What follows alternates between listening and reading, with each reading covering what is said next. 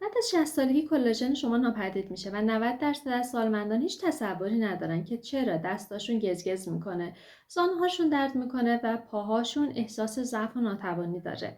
تا 65 سالگی بدنتون بیش از 30% کلاژنش رو از دست داده. به همین دلیل هست که مفاصل سفت میشن، ماهیچه‌ها کوچیک آتروفی میشن و درد کم کم ظاهر میشه.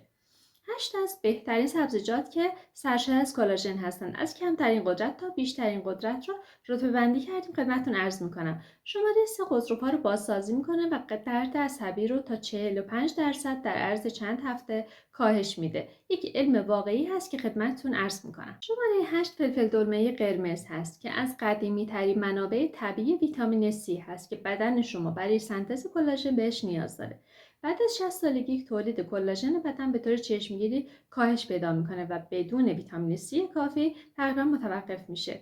فلفل دلمه قرمز بیش از 150% از ویتامین C مورد نیاز بدن شما رو در نصف فنجان تامین میکنه. این خیلی ضروری هست که ویتامین C آنزیم‌هایی رو فعال میکنه که به تبدیل اسیدهای آمینه به فیبرهای کلاژن قوی و الاستیک کمک میکنه که از مفاصل، رگ‌های خونی و اعصاب شما به خوبی محافظت میکنه. یک مطالعه علمی در سال 2020 در یکی از ژورنال‌های علمی ثبت شده که با مصرف ویتامین C بالاتر قدرت توان دست در سالمندان بهتر میشه، قدرت راه رفتنشون بهتر میشه و التهاب‌های کمتری رو در بدنشون نشون میدن. ویتامین C دلمه قرمز از تجزیه کلاژن در بدن شما جلوگیری میکنه، مخصوصا در مناطق مثل مچ دست، مچ پا و زانوها که فرسودگی در طی دهه‌ها افزایش پیدا میکنه. فلفل قرمز کپسایسین داره، یک آنتی اکسیدان بسیار قوی که به کاهش استرس اکسیداتیو در بافت بدن و آسیب کمک میکنه و از اونها محافظت میکنه. برای بهره‌مندی کامل فلفل دلمه قرمز رو خام یا کمی تفت بدید. نیم پزش بهتر هست چون به طور کامل اگه پخته بشه ویتامین C رو از بین میبره. میتونید در سالاد ازش مصرف بکنید. شماره 7 اسفناج هست. یک نیروگاه کلاژن پنهان و قوی هست. به خصوص وقتی صحبت از باز کردن راحت و انعطاف پذیر مفاصل هست، صحبت از بهبود گردش خون و حفاظت از اعصاب ضعیف انگشتان دست و پاتون هست. چیزی که اسفناج رو بعد از 60 سالگی ضروری میکنه فقط مواد مغذیش نیستند، بلکه نحوه عملکرد این مواد مغذی با هم برای حفاظت از فیبرهای کلاژن و جلوگیری از تجزیه بافت عضلانی و عصبی شما هستش. اول اینکه اسفناج مملو از ویتامین آ به شکل کاروتن هستش که به تحصیل ژن‌های درگیر در تولید کلاژن کمک میکنه. بدون ویتامین آ فیبروبلاست‌های شما یعنی سلول‌هایی که کلاژن رو میسازن به سادگی کارایی خودشون رو از دست میدن. اما چیزی که برای سالمندان مهمتر هست محتوای بالای کلروفیل اسفناج هستش که به سم‌زدایی بافت‌های اونها و کاهش التهاب مزمنشون کمک میکنه. اسفناج همچنین دوز خوبی از منیزیم رو فراهم میکنه. میدونید منیزیم برای بدن خیلی ضروری هست و بیش از 60% از سالمندان مسن متاسفانه کمبودش رو دارن. منیزیم نقش مهمی در عملکرد عضلات، عملکرد عصبی و سنتز کلاژن داره. بدون منیزیم عصب شما و عضلاتتون دچار گرفتگی میشه، دستاتون گزگز میکنه و مفاصلتون جریان خون لازم و کافی رو برای سلامتش دریافت نمیکنه. یک مطالعه هم در سال 2018 انجام شده و جهانی شد که نشون میده بزرگسالان مسن با مصرف منیزیم بالاتر مقاومت بافت همبند قوی‌تر و نرخ قابل توجه کمتری از سندروم‌های فشرده‌سازی عصبی مثل سندروم تونل کارپال و سیاتیک رو نشون دادن. محتوای نیترات اسفناج رو نباید نادیده بگیرید. نیترات‌های طبیعی در اسفناج به گشاد شدن رگ‌های خونی شما کمک می‌کنند و اکسیژن رسانی رو به بافت‌های با دسترسی دشوار مثل دست‌ها، پاها و زانوها بهبود می‌بخشند. جریان خون بهتر به معنای ترمیم سریع کلاژن، کاهش سکته مفاصل و کاهش احساس سوزن شدن هست که هنگام استراحت یا راه رفتن ظاهر میشه. اگر هنگام راه رفتن زانوهاتون درد میکنه، صدا میده یا هنگام تایپ کردن دستاتون مورمور میشه، اسفناج یک ضرورت روزانه هست برای شما. شماره 6 بامیه. اگر مفاصلتون سفت به نظر میرسه یا انگشتان دستتون هنگام گرفتن اشیا قفل میشه، بامیه ممکن هست سبزیجات نجات دهنده کلاژن باشه که تا حالا ازش استفاده نکردید. بامیه به خاطر بافت چسبندش اغلب نادیده گرفته میشه. یکی از مهمترین سبزیجات شفابخش برای سلامت مفاصل و سنتز کلاژن و حفاظت از اعصاب و عضلات هستش. چیزی که بامیه رو اینقدر قدرتمند میکنه چیه؟ محتوای بالای موسیلاژ اون هستش. یک فیبر محلول و غلیظ و ژل مانند که نه تنها به هضم کمک میکنه بلکه مفاصل شما رو هم پوشش میده و مایع سینوویال طبیعی رو که از غضروف محافظت میکنه، تهیه میکنه و حفاظت میکنه ازش. ترکیبات قدرتمندی که داره باعث میشه تحریک تولید کلاژن رو در بدنمون داشته باشیم و استرس اکسیداتیو رو که در نتیجه تجزیه کلاژن به وجود میاد رو کاهش بده.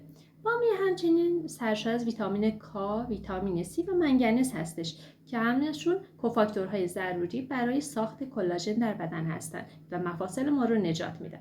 ویتامین K به سنتز کلسیم کمک میکنه که به مفاصل نره و به استخوان‌ها بره. ویتامین C فرایند آنزیمی لازم برای ساخت فیبرهای کلاژن جدید رو تقویت میکنه و منگنز موجود در بامیه نقش خیلی مهمی در تشکیل یکی از مهمترین بلوک‌های سازنده کلاژن داره. به علاوه بامیه کارستین و فلاوونویدهای زیادی داره که به محافظت از اعصاب شما در برابر استرس اکسیداتیو خیلی کمک میکنه. برای هر کسی که با بی‌حسی، سوزش، مورمور شدن، ضعف پا در کف پا و یا انگشتان دستشون سرکار دارن مهم هستش و از تخریب بافت حمل ناشی میشه و بامیه به کند کردن این پروسه خیلی کمک میکنه. سبزی شماره 5 کلم بروکلی هستش. کلم بروکلی یکی از قدرتمندترین ابزارهای طبیعی برای بازسازی تاندون‌ها، رباط‌ها و بافت غنی از کلاژن در بدن‌های سالخورده و مسن هستش. چیزی که بروکلی رو اینقدر قدرتمند و مهمش میکنه محتوای فوق‌العاده بالای سولفراپین هستش که در سبزیجات چلیپایی یافت میشه و برای سم‌زدایی و ترمیم بدن شما کمک میکنه. یک مطالعه در سال 2020 منتشر شده که نشون میده کلم بروکلی این موادی که داره باعث حفاظت از کلاژن میشه، التهاب رو در بافت‌های همبندمون کاهش میده و بهبود غضروف آسیب دیده و یا آرتروز رو تسهیل میکنه. برای سالمندان این به معنای زانوهای قوی‌تر، زمان بیشتری برای پیاده روی، قدرت تاندون‌ها بیشتر میشه و همچنین قدرت گرفتن وسایل رو، منظور چنگل شدن دست‌ها رو بیشتر میکنه. قدرتش رو افزایش میده. همچنین ویتامین C، ویتامین K، کلسیم و منگنز رو داره که نقش حیاتی در تشکیل کلاژن، محافظت از استخوان‌ها و کاهش استرس اکسیداتیو در داخل مفاصل رو داره. این مواد معدنی نه تنها توانایی بدنتون رو در تولید کلاژن جدید تقویت میکنه بلکه فیبرهای موجود در بدن رو از گزند آرتروز و آرتریت و تخریب اونها جلوگیری میکنه. همچنین بروکلی از سلامت اعصاب هم حمایت میکنه. برای هر کسی که دچار گزگز، سوزن شدن، سوزش پا، بی‌حسی در انگشتان دست و پا هست مهمه.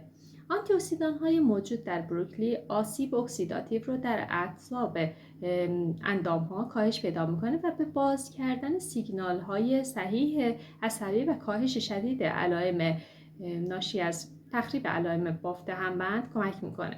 همراه با محتوای فیبر بسیار بالاش، بروکلی به تنظیم قند خون هم خیلی کمک میکنه که خیلی مهم و کلیدی هست، چون گلوکوز بالا گلیکاسیون کلاژن رو تسهیل میکنه و بافت شما رو سفت‌تر و مستعد آسیب میکنه.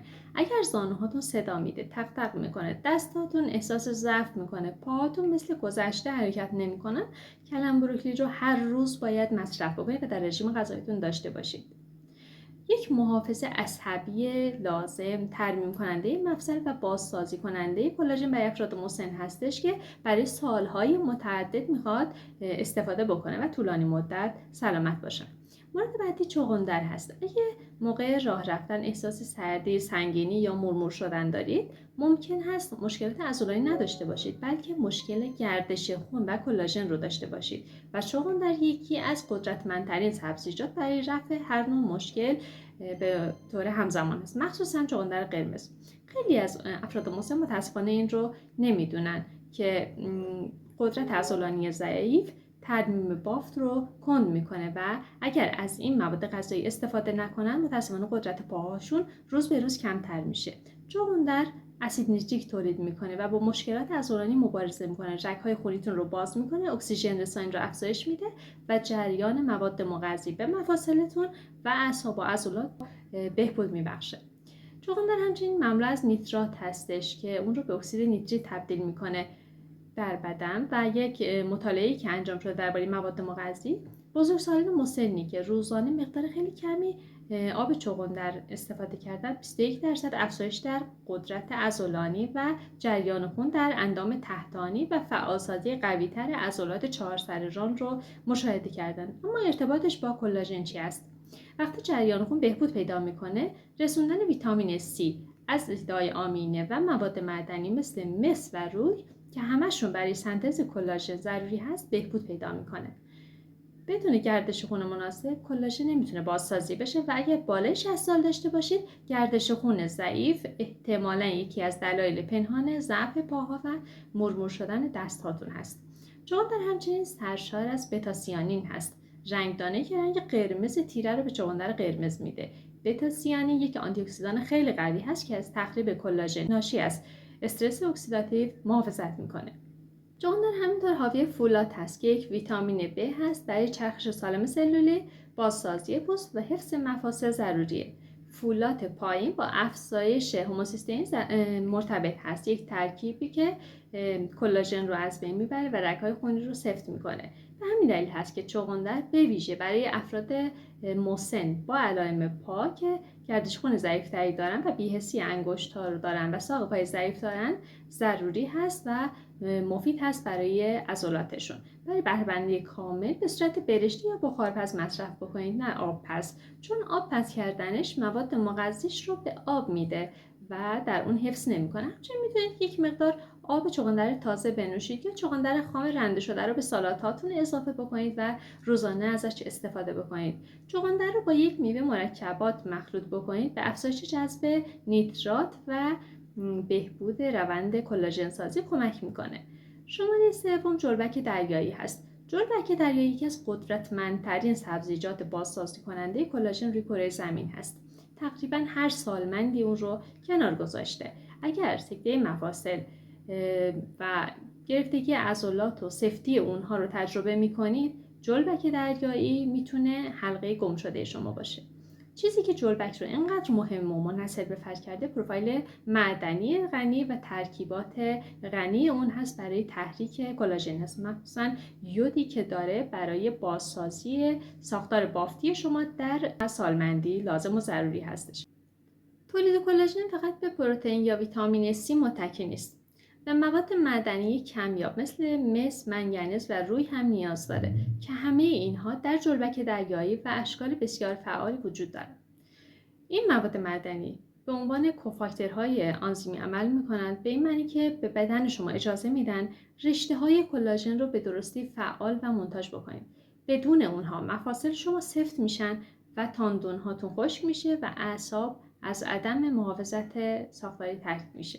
جالبه بدونید جلبک دریایی اسید چرب امگا 3 داره که یود طبیعی هم داره، از عملکرد کلاژن ها حمایت میکنه، عضلات شما رو تقویت میکنه و جلوی سفتی اونها رو میگیره، سرعت متابولیسم رو کنترل میکنه و سالمندان با یود کمتر و تیروئید کمتر علائمی مثل دست و پای سرد، گرفتگی عضلات، بی‌حسی و کندی بهبود رو تجربه میکنند که همگی نشانه های تخریب عمیق‌تر کلاژن و گردش خون ضعیف‌تر به بافت هست. اما شماره دوم مارچوبه یکی از سبزیجات تامین کننده کلاژن در بدن هست، مخصوصا اگر پوست افتاده، مفاصلش یا درد عصبی یا گزگز کننده دست و پاها، دست و پنجه نرم میکنید، حتما ازش استفاده بکنید. گلوتاتیون داره، آنتی اکسیدان اصلی بدن هست و ترکیبی که مستقیما به بازسازی و ترمیم کلاژن ها ارتباط داره. با استرس اکسیداتیو مبارزه میکنه که کلاژن رو در مفاصل و پوست ها در افراد مسن تجزیه میکنه. گلوتاتیون پایین با بهبود کندتر بافت، افزایش التهاب و از دست دادن سریعتر عضلات مرتبط هستش. مارچوبه همچنین مملو از ویتامین کا هست که رسوب کلسیم در استخوان‌ها و غضروف‌های شما رو تنظیم میکنه و از تجمع اونها در مکان‌های اشتباه مثل اطراف اعصاب و بافت همبند جلوگیری میکنه. یک مشکل کلیدی بعد از 60 سالگی هست این مورد، زمانی که کلسیم نفوذ به مفاصل میکنه و رگ‌های خونی وارد میشه، باعث سفتی و کاهش انعطاف پذیری و فشرده سازی عصب میشه و حرکات شما رو مختل میکنه. همچنین مارچوبه فولاد داره، به ترمیم چرخش سلولی و دی ان ای شما خیلی کمک میکنه و برای بازسازی و بهبود روند کلاژن سازی در سنین بالا خیلی کمک میکنه. در بهبود زخم هم نظرات بسیار قابل توجهی داره به ثبت جهانی رسیدن. و اما شماره اول سبزی جعفری هست. ممکن است یک سبزی خیلی ساده به نظرتون برسه، اما یک نیروگاه قوی بازسازی کننده کلاژن و از دست کم گرفته شده ترین سبزیجات شفابخش برای افراد مسن هستش. یکی از بالاترین غلظت‌ها و درصدهای ویتامین C و K رو داره و 2 ماده مغذی هستند که برای بازسازی کلاژن و بهبود مفاصل و عضلات شما لازم هست. یک مشت جعفری تازه مصرف بکنید تا ویتامین C خیلی بیشتری نسبت به یک مرکبات مثل پرتقال جذب بدنتون بکنید.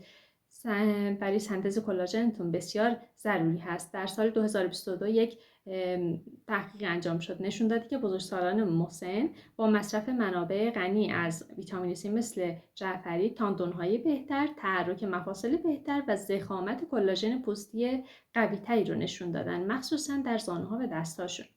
جعفری همینطور حاوی یک فلاوونوئید گیاهی بسیار قدرتمند هستش که نشون داده شده التهاب در فیبروبلاست‌های تولید کننده کلاژن رو کاهش میده. برای سالمندانی که دچار التهاب مزمن، آرتریت و یا تشدید درد عضلانی و عصبی هستند، این مواد بسیار ضروری هستش.